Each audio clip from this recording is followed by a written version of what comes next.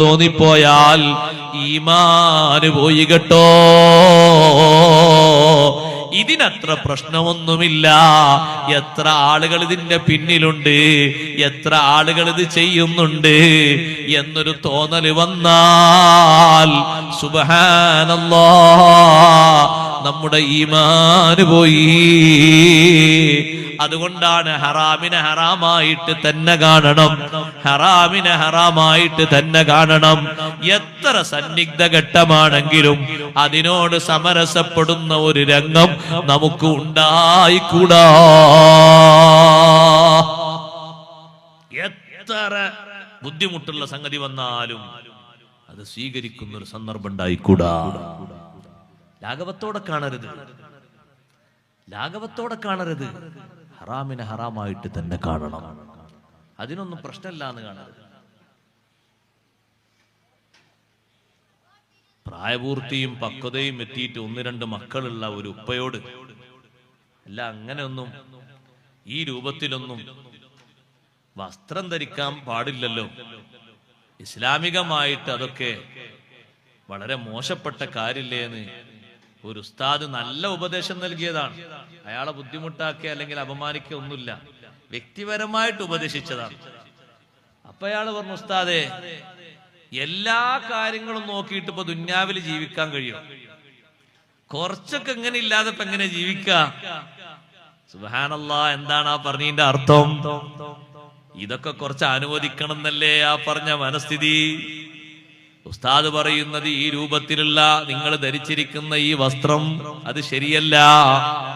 അറിവില്ലാതെ ധരിച്ചതാണെങ്കിൽ നിങ്ങൾ തിരുത്തണം.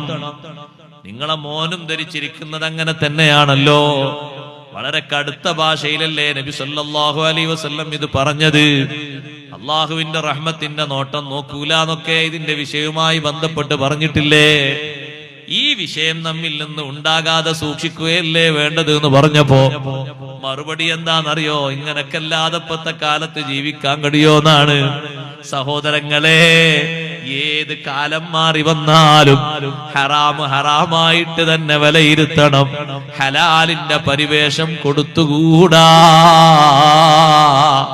+2 കാരിയായ ഒരു പെണ്ണിനെ പർദ്ദ ധരിച്ച് മഫ്ത ധരിച്ച് ബുർഖ ധരിച്ച ഉമ്മാന്റെ കൂടെ തോളിൽ ഒരു ഷാളുമിട്ടിട്ട് കണ്ടപ്പോ ഒരു പൊതുപ്രവർത്തകനായ ദീനീ പ്രവർത്തകൻ പറഞ്ഞു, ഉമ്മ, നിങ്ങൾ നല്ല മുത്തഖിയായ ഉമ്മയാണ്, പക്ഷേ കെട്ടിക്കാൻ പ്രായമായ നിങ്ങളെ കൂടെയുള്ള ഈ മകള് +2 പഠിച്ചു കഴിഞ്ഞ ഈ പെണ്ണ് തലയിൽ ഒരു തട്ടമില്ലാതെ തോളിൽ ഒരു തട്ടമിട്ടിട്ടല്ലേ പോകുന്നത്? തലയിൽ തട്ടമിടാതെ നടക്കുന്നത് ഹറാമല്ലയോ എന്ന് പറയുന്ന സമയത്ത് മറുപടി വന്നത് എങ്ങനെയെന്നറിയോ? നമ്മൾ വാക്കുകളെ ശ്രദ്ധിക്കാനാ ഞാൻ പറയുന്നത്. അതൊരു പൊതുജീവിതം ആരംഭിക്കുമ്പോഴൊക്കെ ആരംഭിച്ചാ പോരെ? തട്ടമിട്ടിട്ട് ബുർഖയിട്ടിട്ട് പർദ്ദയിട്ട് മട്ടത്തിൽ നടക്കുന്നത് മതിയോ സഹോദരാ? മതിയോ ഉമ്മ? അതുവരെ ഈ ഹറാമിന് പെർമിഷൻ ഉണ്ട് എന്നാണോ പറയുന്നത്? ആരാ നമുക്ക് അനുവാദം നൽകിയത്? ആരാ നമുക്ക് അംഗീകാരം നൽകിയത്? ഇതിന് കുഴപ്പമില്ലെന്ന് വെച്ചാൽ ഇത് പാടില്ലെന്ന് പറയുന്ന വിഷയം നമ്മൾ തിരുത്തിയില്ലയോ? നന്നായി നമ്മൾ ശ്രദ്ധിക്കണം, നമ്മൾ സൂക്ഷിക്കണം. ഹറാമിനെ ലാഘവത്തോടെ കാണരുത്. ഹറാമിനെ വർജിക്കുന്ന മനസ്സാണ് എപ്പോഴും ഉണ്ടാകേണ്ടത്. പൂർവികർ ഈമാനെ കാത്തു സൂക്ഷിച്ചത് നോക്ക് നിങ്ങൾ. ഞാൻ ഒറ്റ ഉദാഹരണം പറയട്ടെ. ബഹുമാനപ്പെട്ട ഉമർ ഇബ്നുൽ ഖത്താബ് റളിയല്ലാഹു അൻഹുവിന്റെ കാലഘട്ടത്തിൽ മുസ്ലിങ്ങളിൽപ്പെട്ട ഒരു കൂട്ടം ആളുകളെ റോമിൽപ്പെട്ട രാജാവിന്റെ ഒരു പോരാളി, റോമിലെ രാജാവ് അന്ന് മുസ്ലിമല്ല, അദ്ദേഹം ക്രിസ്ത്യാനിയാണ്. ആ രാജാവിന്റെ ഒരു പോരാളി ഉമർ ഇബ്നുൽ ഖത്താബ് റളിയല്ലാഹു അൻഹു ഭരിക്കുന്ന കാലത്ത് മുസ്ലിങ്ങളെ കൂട്ടത്തിൽപ്പെട്ട ഒരു കൂട്ടം ആളുകളെ പിടിച്ച് അറസ്റ്റ് ചെയ്തു. സുബ്ഹാനല്ലാഹ്, റോമിലെ രാജാവിന് വിവരം കിട്ടി, ഇങ്ങനെ ഒരു കൂട്ടം ആളുകളെ അറസ്റ്റ് ചെയ്തിട്ടുണ്ട് എന്ന് വിവരം കിട്ടി. റോമിലെ രാജാവ് പറഞ്ഞു, അവരെ എല്ലാവരെയും ചെങ്ങലയിൽ ബന്ധിക്കണം. ചെങ്ങലയിൽ ബന്ധിച്ച് രാജാവിന്റെ മുന്നിലേക്ക് കൊണ്ടുവരുമ്പോ റുക്കൂഇന്റെ രൂപത്തിലേ കൊണ്ടുവരാവൂ. റുക്കൂഇന്റെ രൂപത്തിൽ രാജാവിന്റെ മുന്നിലേക്ക് കടക്കുന്ന രൂപത്തില് ആ രാജാവിന്റെ മുന്നിലേക്ക് നേർക്ക് കടക്കാൻ പറ്റൂല. ഒന്ന് വളഞ്ഞിട്ട് രാജാവിന്റെ മുന്നിലേക്ക് പോകണം. നിർബന്ധമായിട്ടും ഒരാൾക്ക് റുക്കൂ ചെയ്യിപ്പിക്കുന്ന സ്വഭാവമാണ്.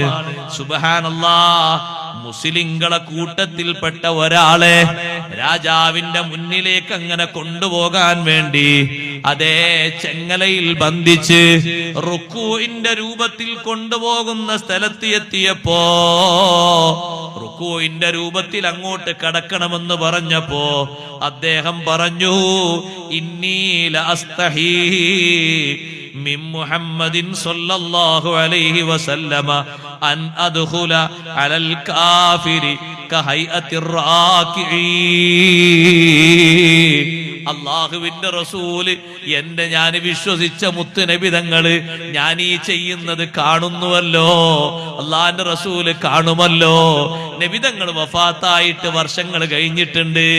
ഒരു കാഫിറിന്റെ സവിധത്തിലേക്ക് റുക്കൂ ചെയ്യുന്ന കോലത്തിൽ പോകുന്നത് എനിക്ക് നാണമാണ്. സഹോദരിമാരുടെ ഭാഗത്തേക്ക് ബക്കറ്റ് വിടുന്നുണ്ട്. ഒരുപാട് സഹോദരിമാര് ഉമ്മമാര് വന്നിട്ടുണ്ട് എന്ന് സംഘാടകർ പറഞ്ഞു. നല്ല സംഭാവന കൊടുത്തേക്കണം പരിപാടിക്ക് വേണ്ടി എന്ന് പ്രത്യേകം ഓർമ്മപ്പെടുത്തും. ഇരിക്കട്ടെ സഹോദരങ്ങളെ, റുക്കൂഇന്റെ രൂപത്തിൽ എനിക്ക് അങ്ങോട്ട് കിടക്കുന്നത് നാണമാണ്, എനിക്കത് പറ്റൂലാന്ന് ഈ ഒരു മുസ്ലിങ്ങളെ കൂട്ടത്തിൽപ്പെട്ട ഒരു വ്യക്തി പറഞ്ഞപ്പോ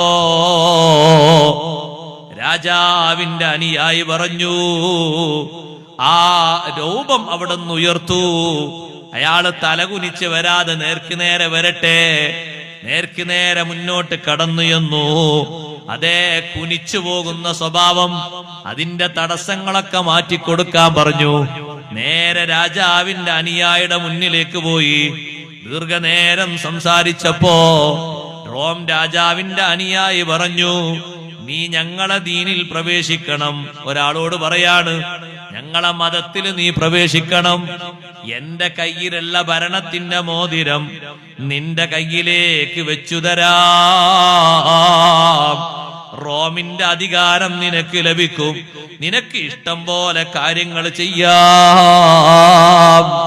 ആ സമയത്ത് മുസ്ലിമായ സഹോദരൻ ആ റോമിന്റെ അധിപനോട് ചോദിച്ചു, അല്ല, കം ലിറൂമി മിനദ്ദുനിയാ, ദുനിയാവിൽ നിന്ന് റോമെന്ന് പറയുന്ന പ്രദേശം എത്രയുണ്ട്? അതേ, കുറഞ്ഞ പ്രദേശമല്ലേ ഉള്ളൂ. ദുനിയാവ് മൊത്തം റോമല്ലല്ലോ, ദുനിയാവിന്റെ പകുതി റോമല്ലല്ലോ. ദുനിയാവിൽ കുറഞ്ഞ ഭാഗമല്ലേ റോമെന്ന് പറയുന്നത്. ലൗകാനത്തിദ് ദുനിയാ കുല്ലുഹാ ലഹും മംലൂഅതൻ ദഹബൻ വജവാഹിറ വഅതുഹാ ഖിലാഅതുഹാ ഇലയ്യ ബദലൻ അൻ സമാഇ അദാനി യൗമിൻ മാ ഖബിൽതുഹാ. മുസ്ലിമായ മനുഷ്യൻ പറഞ്ഞൊരു കാര്യം കേൾക്കണോ നിങ്ങൾക്ക്? ഈ റോം എന്ന നാട് മുഴുവനും സ്വർണവും മുത്തും രത്നവും നിറച്ചിട്ട് നിങ്ങൾ എന്റെ കയ്യിൽ വന്ന് എന്റെ കയ്യിലേക്ക് സംഭാവനയായി കൊണ്ടുതരുന്നത് ഒരൊറ്റ ദിവസത്തെ വാങ്ക് കേൾക്കാതിരിക്കുന്നതിന് പോലും പകരമായി സ്വീകരിക്കാൻ പറ്റൂല. ഇന്നത്തെ വാങ്ക് നീ കേൾക്കരുത് എന്ന് പറഞ്ഞിട്ട് ഒരു വക്തിന്റെ വാങ്ക് കേൾക്കാതിരിക്കാൻ ഈ നാട് നിറയെ നിങ്ങൾ സ്വർണം എന്റെ കയ്യിൽ കൊണ്ടുവന്നാലും ഞാനത് സ്വീകരിക്കൂല. അപ്പൊ ചോദിച്ചു, ഈ റോമിന്റെ സൈന്യത്തിന്റെ അധിപൻ ചോദിച്ചു, എന്താണ് വാങ്കെന്ന് പറയുന്നത്?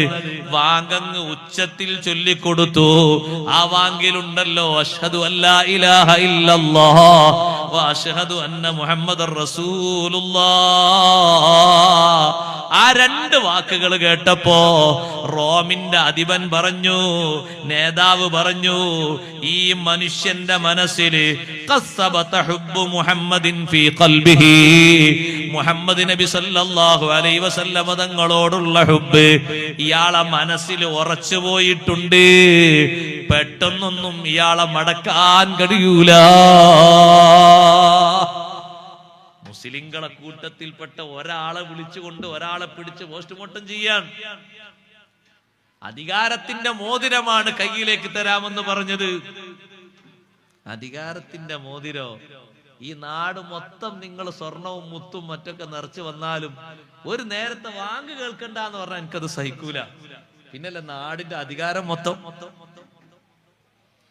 അപ്പൊ വാങ്ക് അങ്ങോട്ട് കൊടുത്തപ്പോഴാണ് മറ്റേ ആള് പറഞ്ഞത്, ആ വാങ്കിലുണ്ടല്ലോ അഷ്ഹദു അന്ന മുഹമ്മദ് റസൂലുള്ളാഹ്, മുഹമ്മദ് നബി സല്ലല്ലാഹു അലൈഹി വസല്ലം തങ്ങളോടുള്ള ഹുബ്ബ് ഇവരൊക്കെ കൽബിൽ ഉറച്ചു പോയിട്ടുണ്ട്. പെട്ടെന്ന് ഇവരെ മടക്കിയെടുക്കാൻ പറ്റൂല. അതുകൊണ്ട് നമുക്ക് താമസിപ്പിച്ചുകൊണ്ട് ശിക്ഷകൾ കൊടുക്കാം. സൈന്യങ്ങളോട് ഉത്തരവിടുന്നു. എന്താണ് അടുത്ത ഉത്തരവ്? വലിയ ഒരു തീ കത്തിച്ചിട്ട് അതിന്റെ മേലെ ഒരു ചെമ്പ് കൊണ്ടുവന്ന് വെക്കണം. ആ ചെമ്പിലേക്ക് വെള്ളം ഒഴിക്കണം, നിറയെ വെള്ളം ഒഴിക്കണം. ചെമ്പ് കൊണ്ടുവന്നു വെക്കുന്നു. മുസ്ലിങ്ങളെ കൂട്ടത്തിൽ നിന്ന് നേരത്തെ ചോദ്യം ചെയ്ത് ഉത്തരം പറഞ്ഞ് വാങ്ങൊക്കെ കൊടുത്ത ആള് ചെമ്പ് കാണുകയാണ്. നമ്മളൊന്ന് ഈമാനിനെ ചിന്തിക്കണം കേട്ടോ. ചെമ്പ് കാണുകയാണ്. ആ ചെമ്പിന്റെ അടിയിൽ തീ എങ്ങനെ കത്തുന്നു? വെള്ളം കൊണ്ടുപോയി ഒഴിക്കുന്നു. വെള്ളം എങ്ങനെ തളച്ചു പൊന്തിയപ്പോ പിടിച്ച് വെള്ളത്തിലേക്ക് അയാളെ വലിച്ചെറിയൂ എന്ന് പറഞ്ഞു.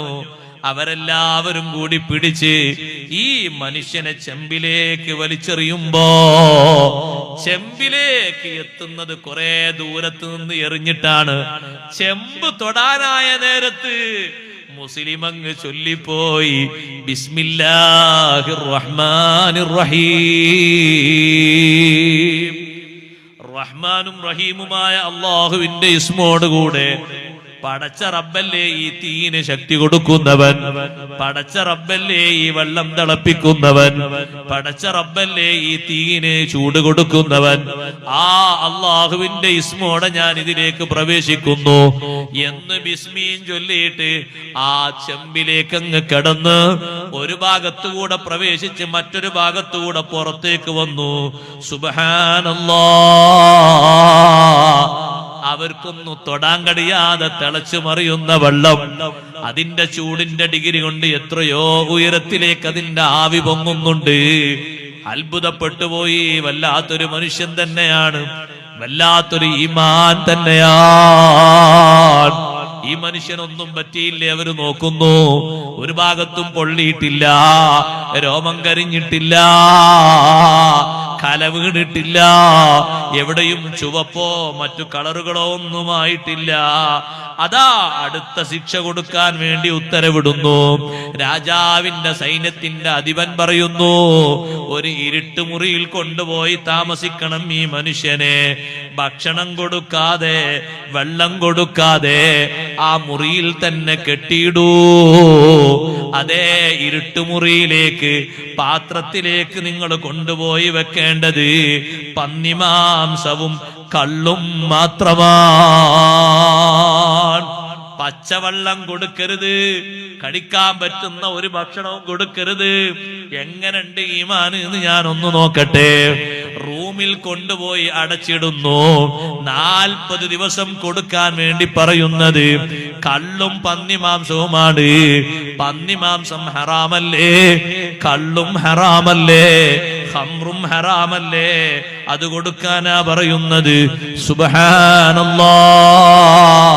റൂമിലുള്ള വെളിച്ചം കെടുത്തിയിട്ട് ഒരു പാത്രത്തിൽ നിറയെ കള്ളും മറ്റൊരു പാത്രത്തിൽ അതാ ചുട്ടതും പൊരിച്ചതുമായ പന്നിമാംസവും വെച്ചുകൊണ്ട് മുന്നിലേക്ക് വെക്കുന്നു. ചെറിയ സ്വബറ് മതിയോ? ചെറിയ ക്ഷമ മതിയോ? അല്ലാഹു തന്ന ഈമാനിന്റെ വലുപ്പവും അല്ലാഹു തന്ന ഈമാനിന്റെ കടുപ്പവും അല്ലാഹു തന്ന ഈമാനിന്റെ യശസ്സും മുഅ്മിനീങ്ങളെ നമ്മുടെ ജീവിതത്തിൽ നമ്മൾ അനുഭവിച്ചിട്ടില്ല. മുൻഗാമികൾ അനുഭവിച്ചു പോയി, മധുരം ആസ്വദിച്ചു പോയി. കുലുക്കമില്ലാത്ത ഈമാന് കയ്യിലേന്തിപ്പോയി. ഈ റൂമിന്റെ ഉള്ളിൽ വെളിച്ചം കൊടുക്കാതെ പട്ടിണിക്ക് ഈ മനുഷ്യനെ ഇട്ടിട്ട് 40 ദിവസം ഇങ്ങനെ ചെയ്തപ്പോ സുബ്ഹാനല്ലാഹ് ബാക്കിയുള്ളവര് വിചാരിച്ചു 1-2 ദിവസമൊക്കെ അയാൾ പട്ടിണി സഹിച്ചിട്ട് പിന്നെ അയാൾ ഒരു പക്ഷേ ഭക്ഷിച്ചേക്കും എന്ന് വിചാരിച്ചു. ബാക്കിയുള്ളവര് നിർബന്ധിതമായ ഘട്ടത്തിൽ ഒരു പക്ഷേ വേണമെങ്കിൽ അത് ഭക്ഷിക്കാം. ആയുസിനെ, ശരീരത്തിന്റെ ആരോഗ്യത്തെയും ജീവത്തെയും നിലനിർത്താൻ വേണ്ടിയിട്ട് ദീനീപരമായിട്ട് ഭക്ഷിക്കൽ ജായിസാണോ എന്ന് ചോദിച്ചാൽ വേറൊന്നും കിട്ടാത്ത രൂപത്തിൽ ഭക്ഷിക്കാം. പക്ഷേ അവരെ ഈമാൻ അതിന് സമ്മതിക്കൂല, അവരെ ഇഖ്ലാസ് അതിന് സമ്മതിക്കൂല. ആ ഒരു പഴുത് നോക്കിയിട്ട് അവര് ഭക്ഷിക്കൂല. 40 ദിവസം കഴിഞ്ഞിട്ട് റൂം തുറന്നപ്പോ വെച്ചതൊക്കെ അങ്ങനെയുണ്ട്. ഒന്നും കഴിച്ചിട്ടില്ല, ഒന്നും കുടിച്ചിട്ടില്ല. ചോദിച്ചു അവര്, കൈഫലാ തഅകുലു മിൻഹു, ഓ മനുഷ്യ, എന്തേ ഇതിൽ നിന്ന് നീ ഭക്ഷിക്കാതിരുന്നത്? പ്രതിസന്ധി ഘട്ടത്തിൽ നിനക്കത് ഭക്ഷിക്കാമല്ലോ, നിന്റെ മതം അതിനെ അനുവദിക്കുന്നുണ്ടല്ലോ. എന്താണ് മുസ്ലിം പോരാളിയുടെ മറുപടി എന്നറിയോ? ലൗ അകൽതു മിൻഹു ലഫറഹ്തും, ഞാൻ അല്പമെങ്കിലും അതിൽ നിന്ന് ഭക്ഷിച്ചാൽ നിങ്ങൾക്ക് സന്തോഷം വരൂലേ? നിങ്ങൾ തിന്നുന്ന അല്ലാഹ് ഹറാമാക്കിയത് ഞാനും തിന്നു എന്നൊരു സന്തോഷം നിങ്ങൾക്ക് തോന്നൂലേ? അതുകൊണ്ട് നിങ്ങൾക്ക് സന്തോഷം വരണ്ടാന്ന് കരുതിയിട്ട് ഞാൻ ഒന്നും തന്നെ ഭക്ഷിച്ചില്ല. എനിക്ക് അല്ലാഹു സുബ്ഹാനഹു വ തആല ആരോഗ്യം നിലനിർത്തി തന്നു. അല്ലാഹു തആല കൊടുക്കൂലേ റിസ്ക്? അല്ലാഹു തആല കൊടുക്കും. അല്ലാഹു കൊടുക്കൂലേ ആരോഗ്യം? അല്ലാഹു തആല കൊടുക്കും ആരോഗ്യം. ഒന്നും ഭക്ഷിക്കാതെ ബുദ്ധിമുട്ടായി നിന്നിട്ട് വിശപ്പ് അനുഭവിച്ച് മരിക്കേണ്ട ഒരു ഘട്ടം വരുമ്പോ അവർക്ക് ഇല്ല. ഭക്ഷണമൊന്നും കഴിക്കാതെ, നല്ല ഭക്ഷണമൊന്നും കൊടുക്കാതെ, ലിമിറ്റായ ഭക്ഷണം മാത്രം കൊടുത്തിട്ട് തടവിൽ പാർപ്പിച്ചിരുന്നില്ലേ ബഹുമാനപ്പെട്ട ഖുബൈബ് ബിൻ അദി റളിയല്ലാഹു അൻഹുവിനെ? ഖുബൈബ് റളിയല്ലാഹു അൻഹുവിനെ ഒരു നേരം നോക്കിയ ഹാരിത്തിന്റെ മകളായ സൈനബ് ഖുബൈബ് റളിയല്ലാഹു അൻഹു പോയി നോക്കിയപ്പോ സൈനബ് എന്ന് പറയുന്ന ആ പെണ്ണ് പറഞ്ഞു, മാ റഅയ്തു അസീറൻ ഖത്തു ഖൈറൻ മിൻ ഖുബൈബ്. ഖുബൈബ് റളിയല്ലാഹു അൻഹു പോലെ നല്ലൊരു തടവുകാരനെ ഞാൻ കണ്ടിട്ടില്ല. ഖുബൈബ് തങ്ങൾ എന്റെ വീട്ടിന്റെ മുറിയിൽ താമസിക്കുമ്പോ ഞാൻ കണ്ടു അദ്ദേഹം കയ്യിൽ മുന്തിരിക്കൊല പിടിച്ച് ഭക്ഷിക്കുന്നത് ഞാൻ കണ്ടു. മക്കയിൽ എവിടെയും മുന്തിരി കിട്ടുന്ന കാലമല്ല.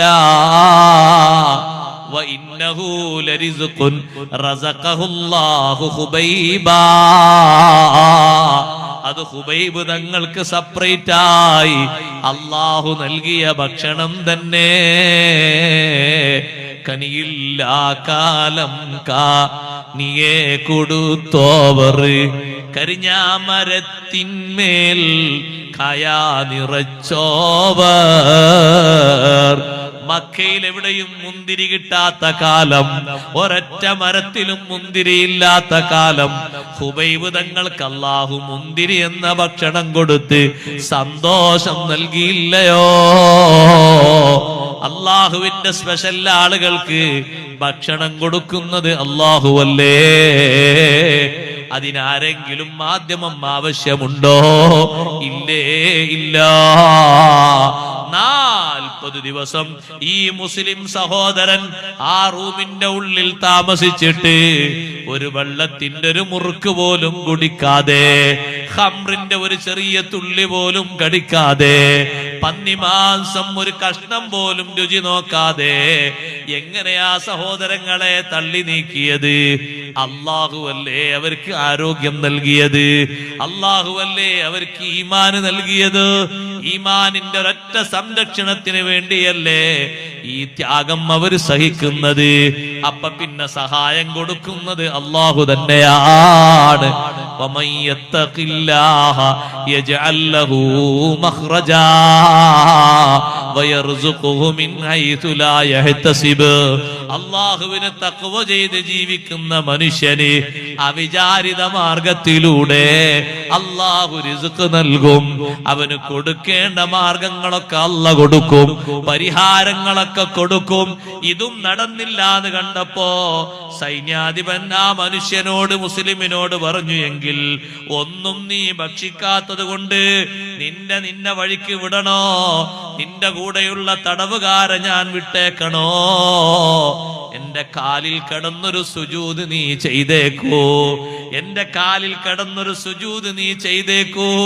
അപ്പോൾ ആ മുസ്ലിമായ മനുഷ്യൻ പറഞ്ഞു, റോമിലെ അധിപനോട് പറഞ്ഞു, ഇന്ന സുജൂദ ഫീ ദീനി മുഹമ്മദിൻ സല്ലല്ലാഹു അലൈഹി വസല്ലം ലാ യജൂസു ഇല്ലാ ലില്ലാഹ്. നബി സല്ലല്ലാഹു അലൈഹി വസല്ലമ തങ്ങളെ മതത്തില് അല്ലാഹ്ക്കല്ലാതെ വേറാക്കും സുജൂദ് ചെയ്യാൻ പറ്റൂല. എന്നിട്ടാണോ നിനക്കൊരു സുജൂദ്? എന്നിട്ടാണോ നിന്റെ മുന്നിലൊന്ന് വീഴുന്നത്? നടക്കൂല കേട്ടോ. അപ്പോൾ സൈന്യാധിപൻ അവസാനം തോറ്റിട്ട് പറഞ്ഞു, എങ്കിലൊരു കാര്യം പറയട്ടെ, നീ എന്റെ കൈയൊന്ന് ചുംബിക്കണം. അതെ, ഞാൻ നിന്റെ മാർഗവും നിന്റെ കൂടെയുള്ള തടവുകാരെയും വിട്ടുതരാം. എന്റെ കൈ നീ ചുംബിക്കുമോ? അപ്പോഴും മുസ്ലിം പറഞ്ഞു, ഇന്ന ഹാദാ ലാ യജൂസു ഇല്ലാ ലിൽ അബി. കൈ ചുംബനം ബാപ്പാന്റെ കൈ ചുംബിക്കാം. ബാപ്പാന്റെ കൈ ചുംബിക്കുന്നത് സുന്നത്താണ്. നമ്മളെ കൂട്ടത്തിൽ ആൾക്കാർക്ക് അതിൽ പരിചയം പോരാ അല്ലേ? ഇപ്പൊ അടുത്ത് ഉംറക്ക് പോകുന്ന ഒരാളോട്, ഉംറക്ക് പോകല്ലേ, ഇനി എന്താ അവസ്ഥ ചെയ്യേണ്ടത്? യാത്രന്റെ സുന്നത്തായ 2 റക്അത്ത് നിസ്കരിച്ചു, ചൊല്ലേണ്ട ദിക്റൊക്കെ ചൊല്ലി, നിസ്കാരം കഴിഞ്ഞിട്ട് കുറച്ച് സൂറത്തൊക്കെ ഓതാനുണ്ട്, അതൊക്കെ ഓതി. യാത്രക്ക് വേണ്ടി ഒരുങ്ങുമ്പോ അങ്ങനെയാണ്. യാത്രയുടെ സുന്നത്ത് നിസ്കാരം കഴിഞ്ഞ് ചില ഓതേണ്ട സൂറത്തൊക്കെ ഓതണം. ഓതി കഴിഞ്ഞ് ദ്വാരന്ന് അവിടെയുള്ള ആളുകൾക്കൊക്കെ സ്വതക്ക കൊടുക്കണം. യാത്ര പോകുന്ന ആൾ സ്വതക്ക കൊടുക്കൽ സുന്നത്താണ്. ഇനി ദുബായിലേക്ക് പോകുന്ന ആളാണെങ്കിലും ശരി, ജിദ്ദയിലേക്ക് പോകുന്ന ആൾ ശരി, യാത്രക്കാരൻ സ്വതക്ക കൊടുക്കുന്നത് സുന്നത്താണ്. പഴയ കാലത്തെ ഹജ്ജിന് പോകുമ്പോ നിങ്ങൾ ആലോചിച്ചിട്ടുണ്ടോ? പഴയ കാലത്തെ ഹജ്ജിന് പോകുമ്പോ അങ്ങനെയാണ്. അന്ന് ചില്ലറയാക്കിയ 2ന്റെ നോട്ട് 1ന്റെ നോട്ടൊക്കെ ഉണ്ടാവും. അപ്പൊ അത് കാണാനല്ല, അത് വേറെ വിഷയോ. 2ന്റെ നോട്ട് 1ന്റെ നോട്ട് ഇഷ്ടം പോലെ ഉണ്ടാകും. എന്നിട്ട് ആ വന്ന ആളുകൾക്കൊക്കെ കൊടുക്കും. മുതിർന്ന ആളുകൾക്ക് ഒരു 10 രൂപ കൊടുക്കും, കുറച്ചുകൂടി ആളുകൾക്ക് 5 രൂപ കൊടുക്കും. 5 രൂപ 10 രൂപ എന്ന് പറഞ്ഞാൽ ലോഡ് കണക്കിന് അരി കിട്ടും. ഇന്നത്തെ പോലെയല്ല. അങ്ങനെ ചെറിയ കുട്ടികൾക്കൊക്കെ 1 രൂപ 2 രൂപ അങ്ങനെ കൊടുത്ത് എല്ലാവർക്കും സ്വതക്ക കൊടുക്കും, കുട്ടികൾക്കടക്കം. എന്നിട്ടാണ് ഹജ്ജിന് പോകുന്ന ആള് വീട്ടിൽ നിന്ന് വാഹനത്തിൽ കയറുക. ഇത് വല്ലാത്തൊരു സന്തോഷമുള്ള യാത്ര. ആ വാഹനത്തിലേക്കാളും കയറി വാഹനം അങ്ങനെ നീങ്ങുമ്പോ വാഹനം പോകുന്ന ഭാഗത്തേക്ക് തിരിഞ്ഞുകൊണ്ട് ബാങ്ക് വിളിക്കും. അതും ഒരു സുന്നത്താണ്. അങ്ങനെ ബാങ്ക് വിളിക്കും. ആ സുന്നത്തുകളൊക്കെ ചെയ്യും. ഉംറക്ക് പോകാൻ ഇറങ്ങുന്ന ആള് കാര്യങ്ങളൊക്കെ ചെയ്തിറങ്ങുമ്പോ ഞാൻ പറഞ്ഞു, ആരെ വീട്ടിലുള്ള ബാപ്പുണ്ട്, ഉമ്മണ്ട്, എന്നാ അവരെ ഒന്ന് മുസാഫത്ത് ചെയ്ത് കൈയൊന്ന് പിടിച്ച് മുത്തിക്കോളി എന്ന് പറഞ്ഞു, ചുംബിച്ചോളി, സുന്നത്താണ്. അപ്പൊ അദ്ദേഹം ചോദിച്ചു, ഉസ്താദെ മുസാഫത്ത് ചെയ്താ പോരെ, ചുംബിക്കണോന്ന്? ബാപ്പാന്റെ കൈ ചുംബിക്കൽ സുന്നത്താണ്. ബാപ്പ ആലിമാകണം എന്നില്ല. ബാപ്പ ആലിമാകണം എന്നില്ല. ബാപ്പാന്റെ കൈ നീ ചുംബിക്കുന്നത് ക്വാളിഫിക്കേഷൻ നോക്കിയിട്ടല്ല, ബാപ്പ നിനക്ക് ജന്മം നൽകാൻ നിമിത്തമായി എന്നൊരൊറ്റ കാരണം കൊണ്ടാണ്. ഉമ്മാന്റെ കൈയും നീ പിടിച്ച് ചുംബിക്കണം, ഉമ്മാമ്മയുടെ കൈയും പിടിച്ച് ചുംബിക്കണം, ഉപ്പാപ്പയുടെ കൈയും പിടിച്ച് ചുംബിക്കണം. സാദാത്തുക്കളെ കൈ ചുംബിക്കുന്നത് അവർ അഹ്ലു ബൈത്തിൽ അംഗമായി എന്ന ബഹുമാനം കൊണ്ടാണ്. ഉലമാഇന്റെ കൈ ചുംബിക്കുന്നത് ഇൽമു കൊണ്ട് അല്ലാഹു ആദരിച്ചു എന്ന നിലക്കാണ്. അങ്ങനെയുള്ള ആൾക്കാർക്കൊക്കെ വേറെ കാരണങ്ങളുണ്ട്. ബാപ്പക്ക് ഒരു കാരണവും വേണ്ട, ബാപ്പ ബാപ്പായി എന്നുള്ള കാരണം കൊണ്ട് തന്നെ കൈപിടിച്ച് ചുംബിക്കണം. അത് സുന്നത്താണ്, ഒരു പൊരുത്താണ്. ഉമ്മാന്റെ കൈയും പിടിച്ച് ചുംബിക്കണം. യാത്ര പോകുന്ന ആളുകൾക്ക് സുന്നത്താണ്. ഇതുവരെ ചെയ്യാത്ത ആൾക്കാർ ഇനി ചെയ്യാ, അല്ലാഹു തആല തൗഫീഖ് നൽകട്ടെ. അപ്പൊ ഈ മുസ്ലിം സഹോദരൻ പറഞ്ഞു, ചുംബിക്കേണ്ടത് ബാപ്പാന്റെ കൈയല്ലേ, നീ എന്റെ ബാപ്പല്ലല്ലോ. നീതിമാനായ രാജാവിന്റെ കൈ ചുംബിക്കണം, നീ നീതിമാനല്ലല്ലോ. 40 ദിവസം എന്നെ പട്ടിണി കിട്ട, നീ എന്ത് നീതിമാനാ? നിന്റെ കൈ എങ്ങനെ ചുംബിക്കാതാ? അല്ലെങ്കിൽ എന്റെ ഉസ്താദിന്റെ കൈ ചുംബിക്കണം. അത് ഉസ്താദ് എനിക്ക് അക്ഷരം പഠിപ്പിച്ചു എന്നുള്ളതാണ്. ആ ഉസ്താദ് ഇപ്പൊ പഠിപ്പിക്കുന്ന ആളാണെങ്കിലും ശരി, അല്ലാത്ത ആളാണെങ്കിലും ശരി, നമ്മളെ പണ്ട് മദ്രസയിൽ പഠിപ്പിച്ച ഉസ്താദ് ഇപ്പൊ ആ ഉസ്താദ് ഒരു കച്ചവടക്കാരനാണ്. പക്ഷെ നമുക്ക് ഉസ്താദാണത്. ആ ഉസ്താദിന്റെ അലിഫിന്റെ മേലെയാണ് നമ്മൾ ഇന്നും ഫാത്തിഹ ഓതുന്നത്, ഖുർആൻ ഓതുന്നത്, തക്ബീർ ചൊല്ലുന്നത്, സ്വലാത്ത് ചൊല്ലുന്നത്. ആ അക്ഷരക്കൂട്ടങ്ങൾ നമ്മുടെ മനസ്സിൽ, നമ്മുടെ നാവിൽ ഉറപ്പിച്ചു തന്നത് ആ ഉസ്താദാണ്. എപ്പോഴും ആ ഉസ്താദിനോട് ബഹുമാനം വേണം. ആ ഉസ്താദ് ആ മേഖലയിൽ നിന്ന് വിട്ടാലും നമുക്കത് ഉസ്താദാണ്. ബഹുമാനം വേണം, ആദരവ് വേണം. രോഗിയായാൽ സന്ദർശിക്കണം, ആവശ്യങ്ങൾ നിറവേറ്റി കൊടുക്കണം, ഹദിയകൾ കൊണ്ടുപോയി കൊടുക്കണം, നാട്ടിൽ വരുമ്പോൾ പോയി സന്ദർശിക്കണം, സുഖവിവരങ്ങൾ അന്വേഷിക്കണം, ദാരിദ്ര്യമുണ്ടെങ്കിൽ ഉസ്താദിനെ ദാരിദ്ര്യത്തിൽ നിന്ന് കരകയറ്റണം. എല്ലാ എല്ലാ സ്നേഹപരമായ കാര്യങ്ങളും ചെയ്യണം. ഇപ്പോൾ ഉസ്താദ് മുഅല്ലിം അല്ലെങ്കിലും ശരി, നമുക്ക് ഇൽമു പഠിപ്പിച്ചു എന്നുള്ളത് കൊണ്ട് ജീവിതത്തിന്റെ അവസാനം വരെ ബഹുമാനിക്കാനും സ്നേഹിക്കാനും നമ്മൾ കടപ്പെട്ടവരാണ്. അവരെ സ്നേഹിക്കണം, ബഹുമാനിക്കണം. അത് നമ്മുടെ വിജയത്തിന്റെ ഒരു പ്രധാനപ്പെട്ട കാരണമാണ്. ഗുരുനാഥന്മാരെ ബഹുമാനിക്കണം. ഗുരുനാഥന്മാരെ ബഹുമാനിക്കുന്നത് എത്ര കണ്ട് നമ്മുടെ ജീവിതത്തിലുണ്ടോ അത്ര കണ്ട് അല്ലാഹു നമുക്ക് ഉയർച്ച നൽകും. ഉസ്താദുമാർക്ക് വലിയ ബഹുമാനം കൊടുക്കണം. മദ്രസയിലെ ഉസ്താദുമാര് അടിത്തറ ഭാഗ്യവരാണ് നമ്മുടെ ഇൽമിന്. അവരാണ് നമ്മുടെ അടിത്തറ ഭാഗ്യവര്. കുറെ നമ്മെ പഠിപ്പിച്ച ഉസ്താദുമാര് പലരും മരണപ്പെട്ടു പോയി. അള്ളാഹുർക്കൊക്കെ ദർജയേറ്റി കൊടുക്കട്ടെ. ഖബർ ജീവിതം അള്ളാഹു സന്തോഷത്തിലായി കൊടുക്കട്ടെ. മുഖറബീങ്ങളിൽ അള്ളാഹു സ്ഥാനം കൊടുക്കട്ടെ. ജീവിച്ചിരിക്കുന്നവർക്ക് അള്ളാഹു ആഫിയത്തുള്ള ദീർഘായുസ്സ് കൊടുക്കട്ടെ. സഹോദരന്മാരെ, ഇൽമു പഠിപ്പിച്ച ഉസ്താദുമാരോട് ശുക്രാണ്. അവർക്ക് വേണ്ടി ദുആ ചെയ്യണം, എപ്പോഴും ദ്വാരക്കണം. ബഹുമാനപ്പെട്ട ഇമാം ബുഖാരി റളിയല്ലാഹു അൻഹു പറഞ്ഞില്ലേ, എനിക്ക് ഇൽമു പഠിപ്പിച്ചെന്ന മഹാനാണ് അഹ്മദ് ബിൻ ഹംബൽ റളിയല്ലാഹു അൻഹു. ഒരൊറ്റ നിസ്കാരവും ഞാൻ നിസ്കരിച്ചിട്ടില്ല, എന്റെ ഉസ്താദായ അഹ്മദ് ബിൻ ഹംബൽ തങ്ങൾക്ക് ദുആ ചെയ്യാതെ ഒരൊറ്റ നിസ്കാരവും ഇല്ല. ഞാൻ ഏത് ഫർദ് നിസ്കരിച്ചിട്ടുണ്ടോ, സുന്നത്ത് നിസ്കരിച്ചിട്ടുണ്ടോ, എന്റെ ഉസ്താദായ അഹ്മദ് ബിൻ ഹംബൽ തങ്ങൾക്ക് ദുആ നടത്തിയിട്ടല്ലാതെ ഒരൊറ്റ നിസ്കാരവും നിർവഹിച്ചിട്ടില്ല. ബാപ്പ ഉമ്മക്ക് എപ്പോഴും ദുആ ചെയ്യണം. എല്ലാ ദുആകളിലും ബാപ്പാനെ ഉമ്മാനെ ഉൾപ്പെടുത്തണം. അവരെ മറന്നിട്ടൊരു ദുആ പറ്റൂല. ഉസ്താദുമാരെ ഒഴിവാക്കിയൊരു ദുആ പറ്റൂല. നമ്മുടെ ജീവിതത്തിന്റെ അവലംബങ്ങളാണ്, വിജയത്തിന്റെ നെടുന്തൂണുകളാണ് ഇവര്. ഇരിക്കട്ടെ, ഈ മുസ്ലിം പറയുന്നു, ഞാനൊന്നുകിൽ കൈ ചുംബിക്കേണ്ടത് ബാപ്പാന്റെ കൈയല്ലേ, നീ എന്റെ ബാപ്പയല്ല, നീതിമാനായ ഭരണാധികാരിന്റെ കൈയല്ലേ. 40 ദിവസം എന്നെ പട്ടിണി കിട്ട നിനക്കെന്ത് നീതിയാണ്? നിന്റെ കൈ ചുംബിക്കാൻ പറ്റൂല. അല്ലെങ്കിൽ നീ എന്റെ ഉസ്താദാകണം, നീ ഉസ്താദല്ലല്ലോ, പിന്നെങ്ങനെ കൈ ചുംബിക്കാനാ? സുബ്ഹാനല്ലാഹ്. അപ്പ പറഞ്ഞു, പിന്നെ എന്റെ കൈ ചുംബിക്കണില്ലെങ്കിൽ എന്നാ പിന്നെ എന്റെ നെറ്റിയിൽ നീ ഒന്ന് ചുംബനം നടത്തിക്കോ. നിന്റെ നെറ്റിയിൽ വേണമെങ്കിൽ ഞാനൊരു ചുംബനം നടത്താം, പക്ഷേ അതിനൊരു നിബന്ധനയുണ്ട്. എന്താ നിബന്ധന? എന്റെ കൈ നിന്റെ നെറ്റിന്റെ മേലെ വെച്ചിട്ട് എന്റെ കൈയിന്റെ മേലെ ഞാൻ അങ്ങ് ചുംബിക്കാം. ഡയറക്റ്റായി നിന്റെ നെറ്റിക്ക് ചുംബിക്കാൻ എനിക്ക് തോന്നുന്നില്ല. ഈമാനില്ലാത്ത നിന്റെ നെറ്റിക്ക് എന്തൊരു ബഹുമാനമാണ്. എന്റെ കൈ നിന്റെ നെറ്റിന്റെ മേലെ വെച്ചിട്ട് ഞാനങ്ങ് ചുംബിക്കാം. അങ്ങനെങ്കിലും എന്റെ കൂടുള്ള ആളുകളെ തടവറയിൽ നിന്ന് നീ വിട്ടുതരുമല്ലോ. സുബ്ഹാനല്ലാഹ്. അങ്ങനെ അദ്ദേഹം അതാ എന്നാ നീ അങ്ങനെ ചെയ്തോന്ന് പറഞ്ഞു.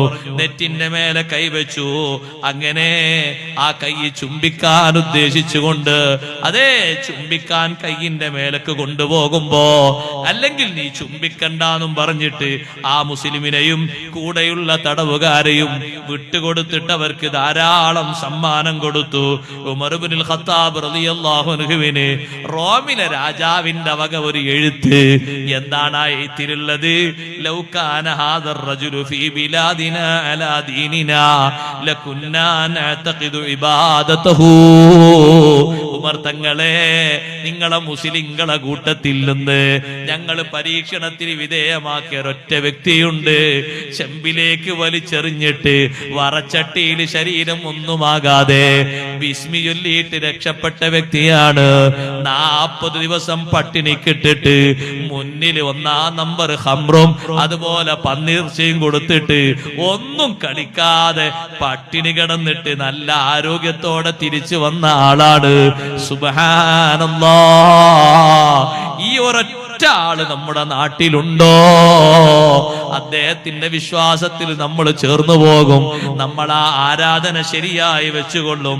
ഉമർ റളിയല്ലാഹുവിന്റെ അടുത്തേക്ക് അതാ ഈ മുസ്ലിം സംഘം മൊത്തം അങ്ങോട്ട് ചെന്നപ്പോ ഉമർ റളിയല്ലാഹു പറഞ്ഞു, അതേ സമ്പത്ത് നിനക്ക് മാത്രം പോരാ, ഒരുപാട് സമ്പത്ത് റോമിലെ രാജാവ് തന്നിട്ടുണ്ടല്ലോ, മദീനയിലെ മുസ്ലിങ്ങൾക്ക് എല്ലാവർക്കും കൊടുക്കൂ. സുബ്ഹാനല്ലാഹ്. ആ ആളുകൾ മദീനയിലെ മുസ്ലിങ്ങൾക്ക് മൊത്തം ആ സമ്പത്ത് വീതം വെച്ചു കൊടുത്തു. ഈമാനിൽ വിജയിച്ചത് കൊണ്ട് സമ്മാനമാണ് കിട്ടിയത്. സഹോദരങ്ങളെ, ഈമാനിൽ അടിയുറച്ചു നിന്നപ്പോ അവര് വിജയിച്ചു പോയി. ഈമാനിൽ ഉറച്ചു നിന്ന ആളുകൾ അള്ളാഹുവിനോട് എന്തെങ്കിലും ഒരു വാക്ക് പറഞ്ഞിട്ടുണ്ടോ? അള്ളാഹു സുബ്ഹാനഹു വ തആല അതങ്ങനെ തന്നെ സ്വീകരിച്ചിട്ടുണ്ട്. അവരെ കയ്യൊഴിച്ചിട്ടില്ല. അതുകൊണ്ട് സഹോദരങ്ങളെ, ഈമാനിൽ അടിയുറച്ചു നിൽക്കണം. ഈമാനിനൊരു മാറ്റവും ഉണ്ടായിക്കൂടാ. രണ്ടാമതായി ഒരു കാര്യം പറയട്ടെ, ഈമാന് മാത്രം പോരല്ലോ, സുഹൃതങ്ങളും കൂടെ വേണം, സൽക്കർമ്മങ്ങളും കൂടെ വേണം, നല്ല അമലുകളും കൂടെ വേണം. സുബ്ഹാനല്ലാഹ്, അമലുകളാണ് രക്ഷയുടെ പ്രധാനപ്പെട്ട മാർഗം. ഈമാന് മാത്രം പോരാ. അമലുകൾ കുറഞ്ഞു പോകരുത്. ധാരാളം അമല് ചെയ്യണേ. ഭരണാധികാരികൾ അബൂ ഹനീഫ ഇമാം റളിയല്ലാഹു അൻഹു അറസ്റ്റ് ചെയ്ത് കൊണ്ടുപോയില്ലേ? എന്തിനാണ് അറസ്റ്റ് എന്നറിയുമോ? ഭരണം ഏറ്റെടുക്കാത്തതിന്റെ പേരിലാണ്. ഇപ്പോഴൊക്കെ ആൾക്കാർ ഭരണം ഏറ്റെടുക്കാൻ എല്ലാവരും പത്രികയായിട്ട് മുന്നോട്ട് ഇല്ലല്ലേ? നിങ്ങൾ വിളിച്ചു നോക്കുന്ന അനൗൺസ് ചെയ്തൊക്കെ മൈക്കിൽ എത്ര ആള് മുന്നോട്ട് വരും? സുബ്ഹാനല്ലാഹ്, ഞാൻ അതിന് പറ്റും. എനിക്ക് ഇംഗ്ലീഷ് അറിയും, മലയാളം അറിയും, കോടതി അറിയും, നിയമം അറിയും, ഒക്കെ അറിയും. ആണും വരും, പെണ്ണടക്കം വരൂലേ ഭരണം ഏറ്റെടുക്കാന്? എന്താ അബൂ ഹനീഫ ഇമാം തങ്ങൾ ഭരണം ഏറ്റെടുക്കാത്ത? ഇസ്ലാമിന്റെ ഭരണാധികാരികൾ പറഞ്ഞിട്ട് ഭരണം വലിയൊരു തലവേദനയാണ്. ഒരൊറ്റ മെമ്പർക്ക് എന്തെങ്കിലും വിഷയം സംഭവിച്ചിട്ടുണ്ടെങ്കിൽ അതിനടക്കം ജവാബ് പറഞ്ഞിട്ടല്ലാതെ കാല് മുന്നോട്ട് വെക്കാൻ അല്ലാഹു അനുവദിക്കില്ലല്ലോ. ഭരണം വലിയ തലവേദന പിടിച്ച സംഗതിയാണ്. അബൂ ഹനീഫ ഇമാം റളിയല്ലാഹു അൻഹുവിനെ ഭരണാധികാരികൾ അടിക്കുകയാണ്, ചാട്ടവാറ് കൊണ്ട് അടിക്കുകയാണ്. മുഖത്തിന്റെ ഭാഗത്തുകൂടെ ചോരങ്ങനെ ഒഴുകുന്നു. ഇമാമുൽ ആദം തങ്ങൾ പറയുന്നു, നിങ്ങൾ എന്നെ എത്ര അടിച്ചാലും, നിങ്ങളെ അടിയേറ്റിട്ട് മരിക്കേണ്ടി വന്നാലും ഭരണം ഏറ്റെടുക്കൂല. കാരണം ഭരണവുമായി ബന്ധപ്പെട്ട് വന്ന ഹദീസ് അത് ചില്ലറ ഹദീസുകളല്ല. ചെറിയൊരു കാര്യമല്ല, ഞാനത് ഏറ്റെടുക്കൂല. മഹാനവറുകളെ ജയിലിലടച്ചു ഭരണകർത്താക്കള്. ജയിലിലടച്ചപ്പോഴും മഹാനവറുകൾ ദുഃഖിച്ചിരിക്കുകയല്ല. എനിക്ക് അല്ലാഹു തആല താമസിക്കാൻ തരുന്നത് ജയിലാണോ? ജയിലിൽ വെച്ചും എന്റെ ഇബാദത്തിന് കോട്ടം സംഭവിച്ചുകൂടാ. ഉമ്മമാരെ, ജയിലിൽ അബൂ ഹനീഫ ഇമാം റളിയല്ലാഹു അൻഹു വഫാത്താകുന്നത് ജയിലിൽ വെച്ചാണ്. മരിക്കാൻ സമയം അടുത്തെന്ന് മഹാനവറുകൾക്ക് തോന്നിയപ്പോ നേരെ പോയി ഉളു എടുത്തിട്ട് നല്ല വസ്ത്രം ധരിച്ചിട്ട് സാധാരണ നിസ്കരിക്കുന്ന സ്ഥലത്ത് വന്ന് മഹാനവറുകൾ കൈകെട്ടിയിട്ട് നേരെ നിസ്കാരത്തിൽ സുജൂദിലേക്ക് നെറ്റിവെച്ചപ്പോ കുറെ നേരം കഴിഞ്ഞിട്ടും സുജൂദിൽ നിന്ന് നെറ്റിയെടുക്കാത്തത് കണ്ടപ്പോ ആളുകൾ വന്നിട്ട് അബൂ ഹനീഫ ഇമാം തങ്ങളെ നെറ്റി ഉയർത്തിയപ്പോ സുജൂദിൽ തന്നെ നെറ്റിവെച്ച് അല്ലാഹുവിലേക്ക് നീങ്ങിപ്പോയി. ആ സുജൂദിൽ നെറ്റിവെച്ച സ്ഥലത്ത് വെച്ച് ജയിലിൽ താമസിച്ച സമയത്ത് ഇമാമുൽ ആദം തങ്ങൾ ഓതി തീർത്ത ഖുർആനിന്റെ ഖത്ബ് ജയിലിലുള്ള ആളുകളൊന്ന് എണ്ണി കണക്കാക്കി നോക്കുമ്പോ നെറ്റിവെച്ച സ്ഥലത്ത് വെച്ച് ഇരുന്നോദിയ ഖുർആൻ 7000 ഖത്മാണ്. സുബ്ഹാനല്ലാഹ്, അമല് കുറഞ്ഞു പോകരുത്. ഫർളും സുന്നത്തുമായ അമല് നന്നായി സ്വീകരിക്കണം.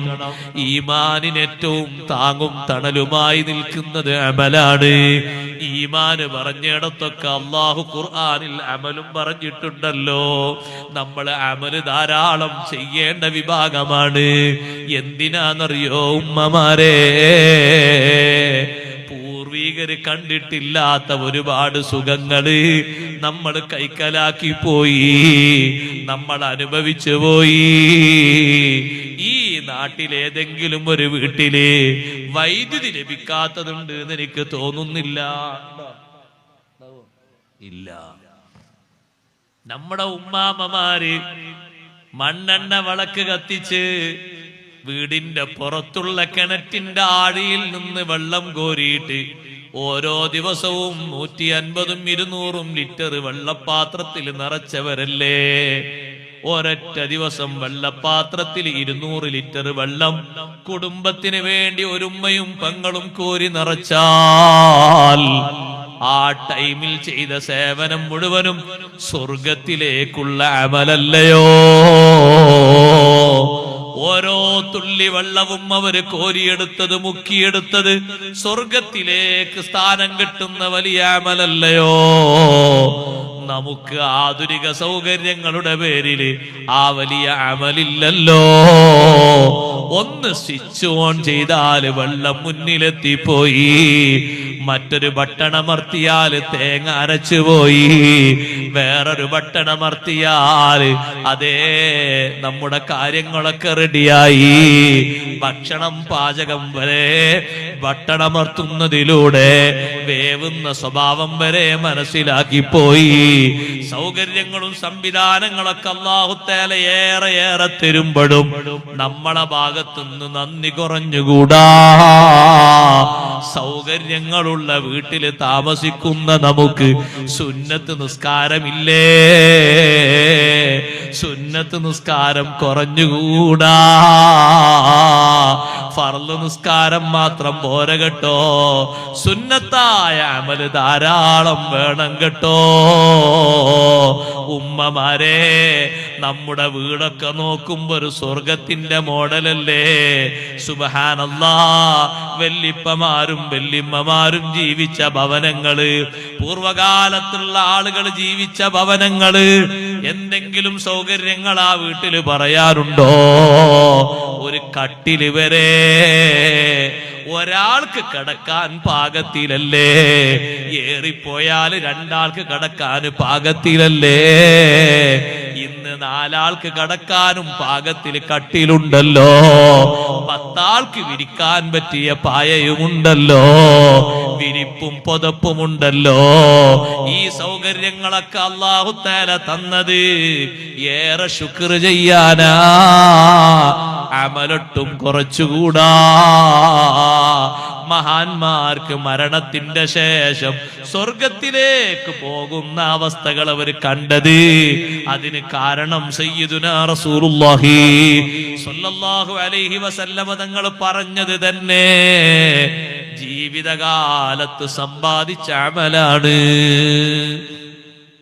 ഉമ്മുൽ അലാ ബീവി റളിയല്ലാഹു അൻഹ പറയുന്നുണ്ട്, എന്റെ വീട്ടിൽ താമസിച്ചിട്ട് ഇബാദത്ത് ഇങ്ങനെ കണ്ടിട്ട് എനിക്ക് വലിയ സന്തോഷം തോന്നിയ മഹാനാണ് ഉസ്മാൻ ബിൻ മൽഊൻ റളിയല്ലാഹു അൻഹു. ബദരീങ്ങളിൽപ്പെട്ട മഹാനാണ്. ആ മഹാനുഭാവൻ എന്റെ വീട്ടിലായിരുന്നു. ഉമ്മുൽ അലാ ബീവി റളിയല്ലാഹു അൻഹ പറയാ, എന്റെ വീട്ടിലായിരുന്നു കുറെക്കാലം താമസിച്ചിരുന്നത്. ഇബാദത്ത് ഇങ്ങനെ കാണുമ്പോ എന്തൊരു സൗന്ദര്യാന്നറിയോ? പകല് നോമ്പ്, രാത്രി ഒരു പേരിന് ശരീരത്തെ നുണയിപ്പിക്കാൻ വേണ്ടി ഒന്ന് ഉറങ്ങി എന്നൊക്കെ പറയാ. 2 3 മണിക്കൂറൊന്നും ഉറങ്ങിയിട്ട് നോക്കുമ്പോ കാണാ മഹാനവറുകൾ നിസ്കരിക്കുന്നു, ഖുർആൻ ഓതുന്നു, ദിക്ർ ചൊല്ലുന്നു, കരയുന്നു. പിന്നെ കുറച്ച് കഴിഞ്ഞാൽ പള്ളിയിലേക്ക് ജമാഅത്തിന് സുബൈക്ക് പോകും. പകല് സമയത്താണെങ്കിൽ ജോലിക്ക് പോകും. ജോലി കഴിഞ്ഞ് വന്നാൽ പിന്നെയും മദീന പള്ളിയിൽ ഉണ്ടാകും, ദർസ് പഠിക്കാനും ഇൽമു കേൾക്കാനും. ഇങ്ങനെങ്ങോട്ട് ജീവിതം ഇബാദത്തിലായി മാത്രം കൊണ്ട് മുഴുകിയ ഉസ്മാൻ ബിൻ മൽഊൻ റളിയല്ലാഹു അൻഹു എന്റെ വീട്ടിൽ താമസിക്കുന്നതിനിടയിലാണ് ഉമ്മുൽ അലാ ബീവി പറയുന്നു, മഹാനവറുകൾ വഫാത്തായി പോയി. വഫാത്തായി കിടക്കുന്ന ആ ജനാസയുടെ അടുത്തേക്ക് സയ്യിദുനാ മുഹമ്മദുർ റസൂലുള്ളാഹി സ്വല്ലല്ലാഹു അലൈഹി വസല്ലമ തങ്ങൾ വന്നപ്പോ